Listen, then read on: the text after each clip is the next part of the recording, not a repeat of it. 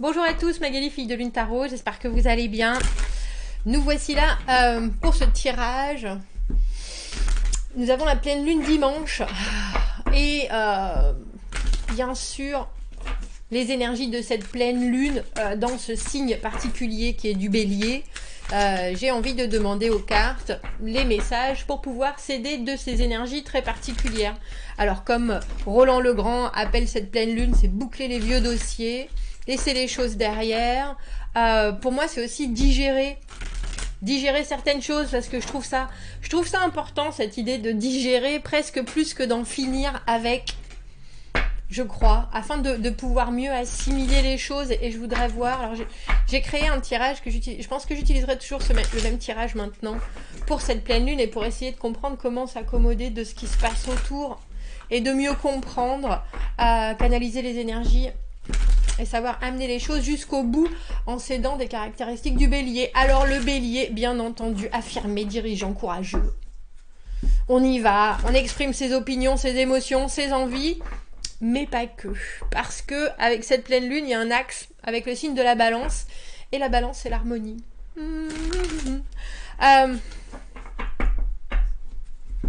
Alors, on nous parle d'affirmation de soi contre le compromis.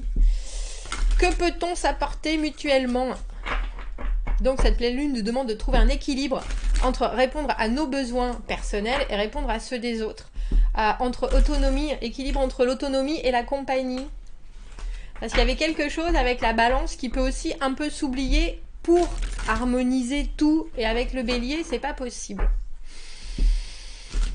Donc, équilibre entre authenticité et harmonie, trouver le juste milieu, messieurs, dames. On va s'aider de cette pleine lune. J'ai trouvé un tirage que j'aime beaucoup parce qu'il s'appelle « Laver, nourrir, unir et devenir ». Alors, on va aller voir les énergies de cette pleine lune. On fera une extension à ce tirage comme d'habitude, messieurs, dames. Vous trouverez le lien dans la petite boîte juste en dessous. L'extension, c'est si le tirage vous parle vraiment, le tirage général qui vous claque en pleine figure, qu'il y a des mots qui résonnent, que vous vous dites « Ouf, là, soudainement, c'est pour moi ». Si vous cherchez des réponses, ça s'appelle une synchronicité. Et l'univers a trouvé Magali pour vous transmettre ces réponses que vous recherchez. Allez voir l'extension. Sinon, vous pouvez aussi l'acheter et je vous en remercie parce que certains le font pour soutenir la chaîne. Et pour ça, je vous en remercie infiniment.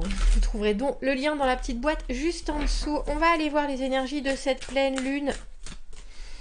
Laver, nourrir, unir et devenir, avec l'extension qu'on focalisera aussi sur le relationnel et les autres, la façon dont ils vous voient. Allons voir les énergies de cette pleine lune et la façon dont les messages ont besoin de vous atteindre pour que vous puissiez clôturer ce que vous avez à clôturer et bien digérer les choses. Allons voir.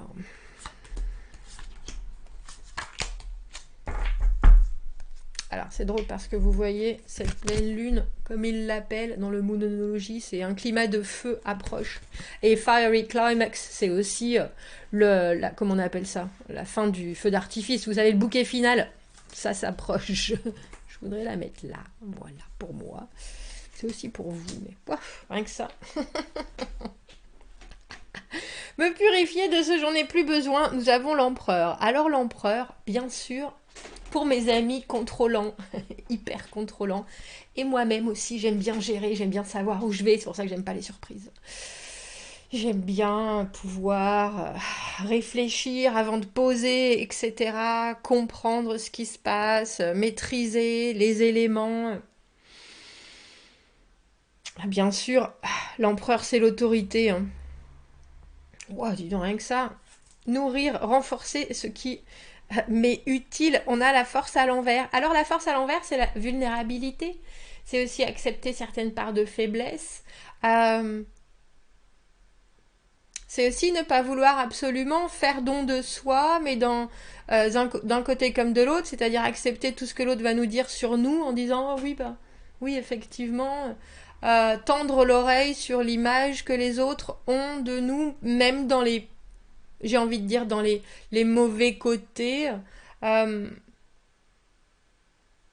mais aussi être capable d'argumenter sans forcément y réfléchir pendant des heures sur quelque chose qui nous importe vraiment. C'est-à-dire se laisser aussi emporter par de la spontanéité sans que ça ne dérape forcément dans quelque chose qui va être hyper complexe à gérer. Intéressant d'avoir cette force à l'envers, à nourrir. Parce que l'empereur ne peut pas, c'est pour ça qu'il est bien dans laver, se purifier, ce dont on n'a plus besoin, ne peut pas accepter la faiblesse. L'empereur ne peut pas accepter la vulnérabilité. L'empereur devra toujours trouver des solutions, devra toujours trouver des moyens, devra toujours... et il y a quelque chose au niveau de l'acceptation, et cette pleine lune en bélier avec cet axe en balance justement qui nous parle d'harmonie, de compromis, avec le bélier qui veut absolument taper dedans, intense, motivé, ambitieux.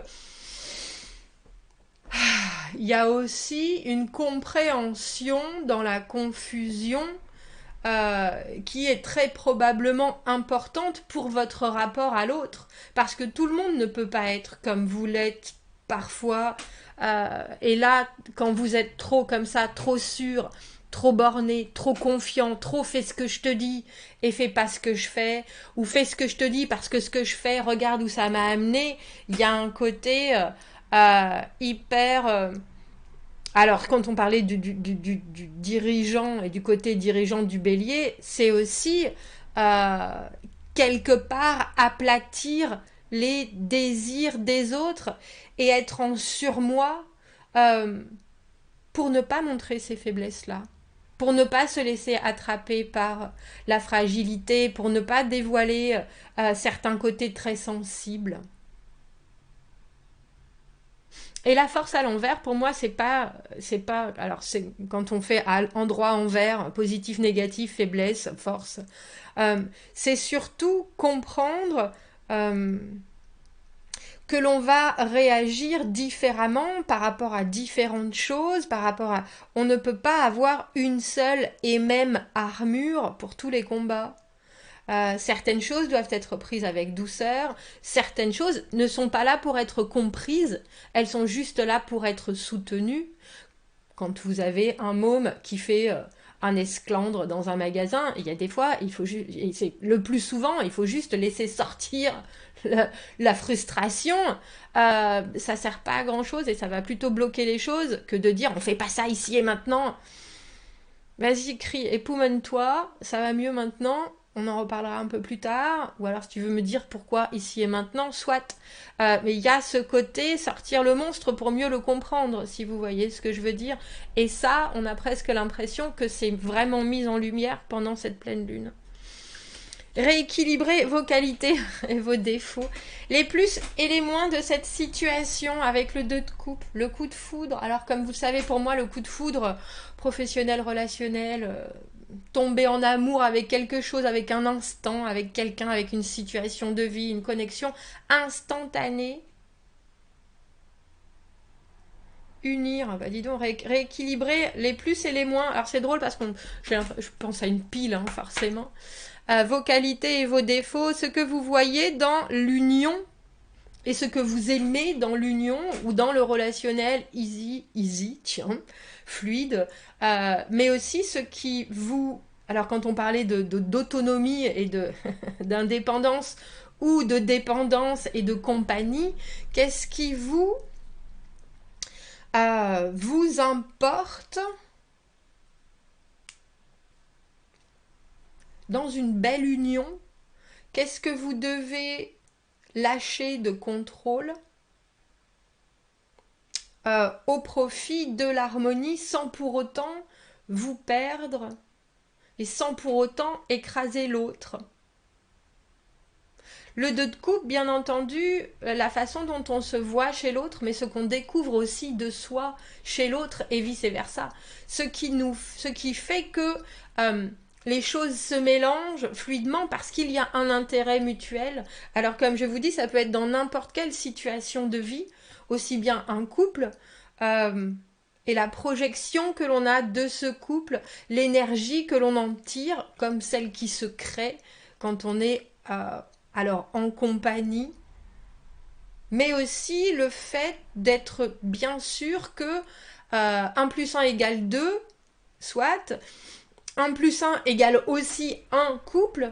J'ai presque envie de dire, on a l'impression que cette pleine lune, elle met l'accent sur comment bien se mélanger tout en restant chacun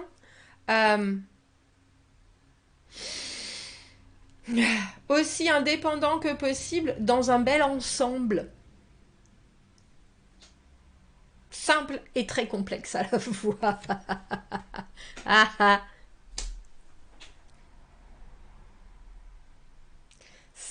Simple et bien complexe à la fois. Que canaliser dans les nouveaux éléments.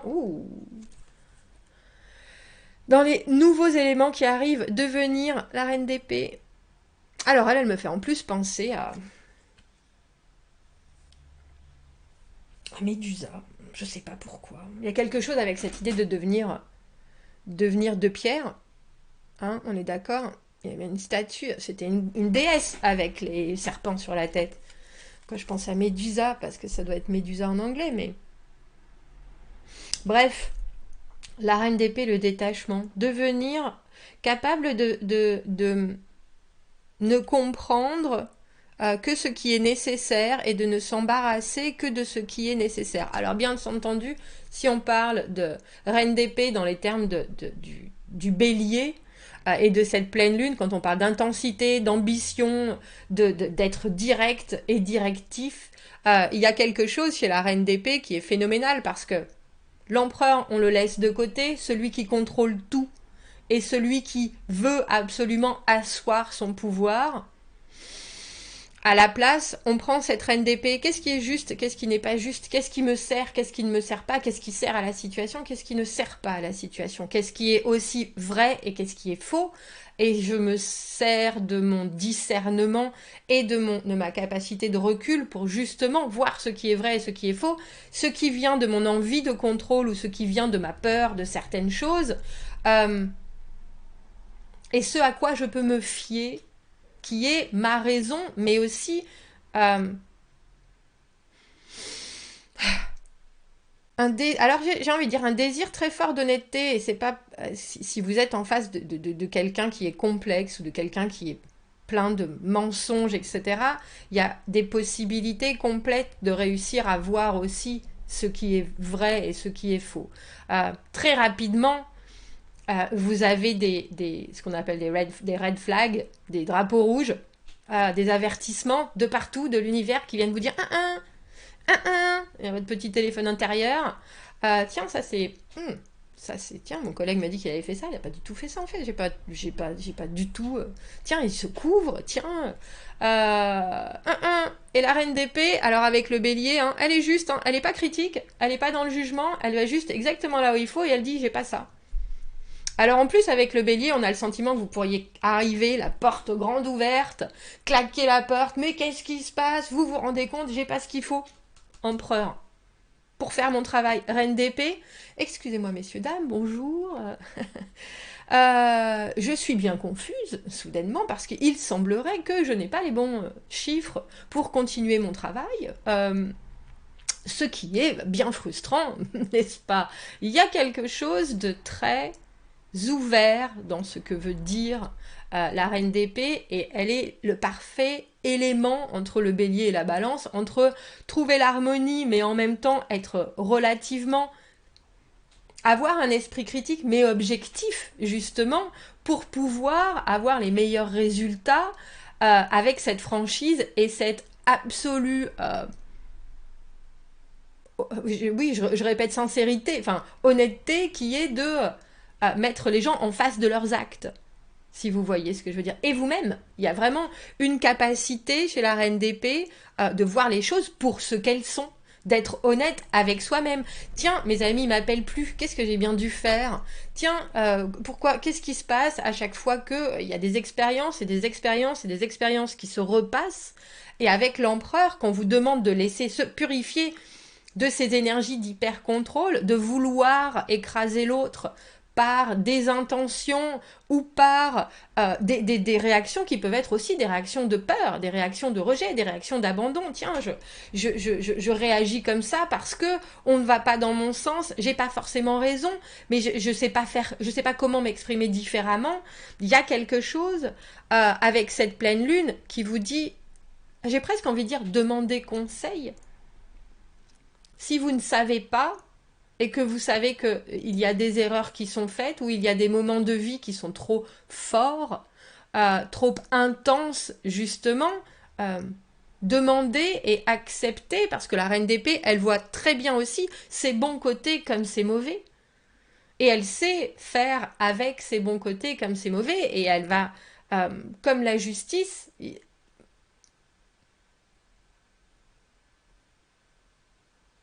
être capable de trancher quand il le faut, aussi dans le vif, mais sans prendre les choses personnellement. Et c'est ça la différence. Et je pense que cette pleine lune en bélier, elle nous parle d'une différence entre l'acceptation, entre l'envie et l'ego, mais entre la justesse et l'ego aussi.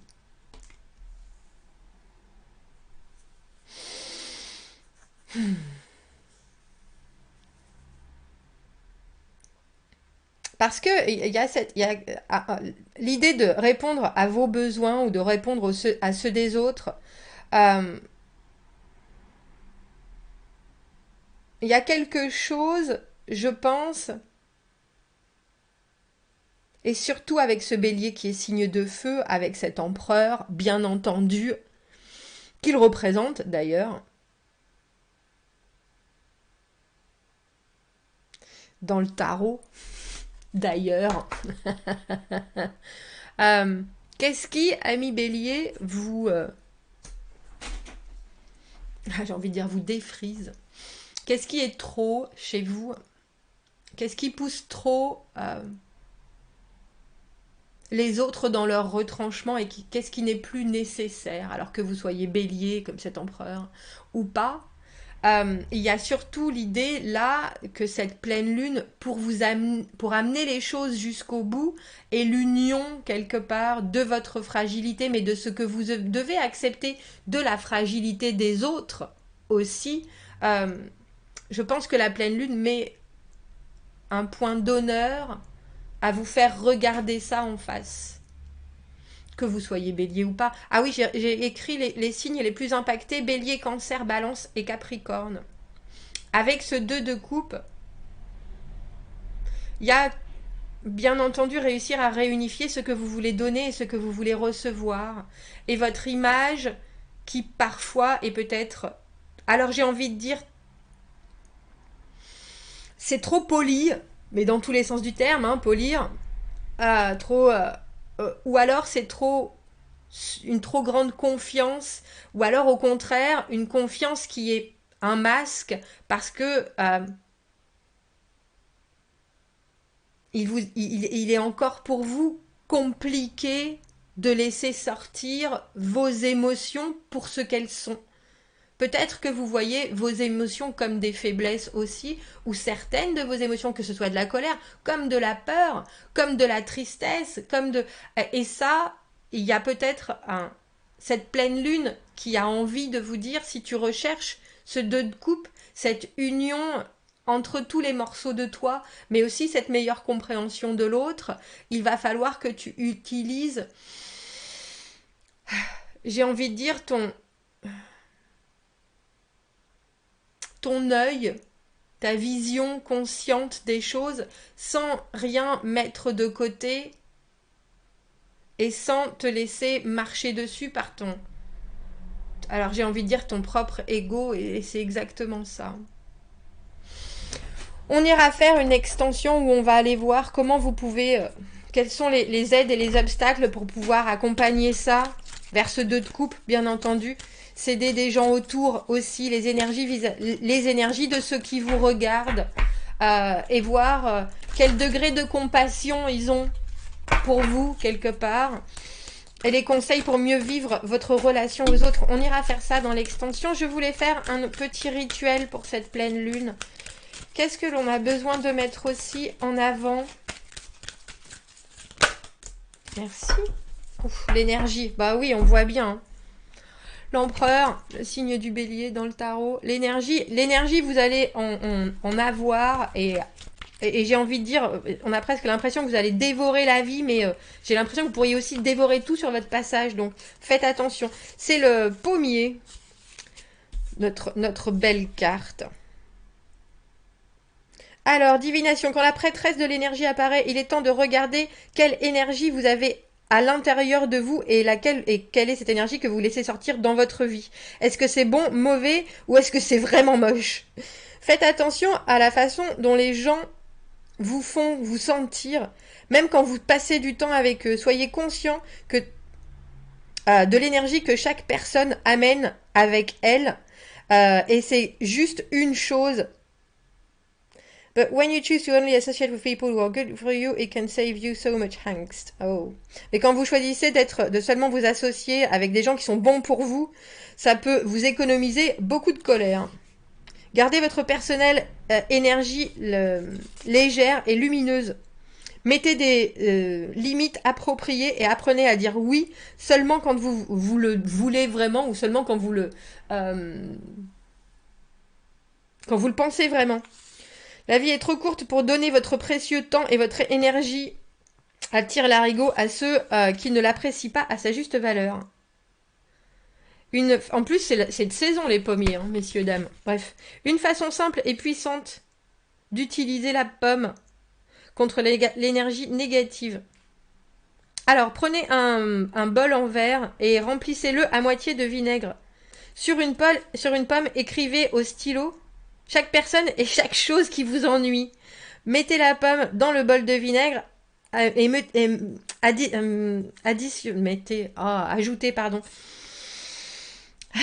une cuillère à café de bicarbonate de soude et mélangez. Regardez comme la négativité va faire des bulles et va dissoudre tout ça, vous laissant vous sentir plus léger et plus calme.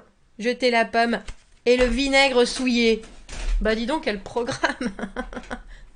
J'en ai plein des pommes en plus. On m'en a donné, c'est une bonne idée ça. Bon, si on se retrouve dans l'extension, vous avez le lien juste en dessous. Sinon, j'espère que ça a réussi à vous amener quelques éléments pour que vous viviez cette pleine lune à sa juste puissance. À bientôt, merci.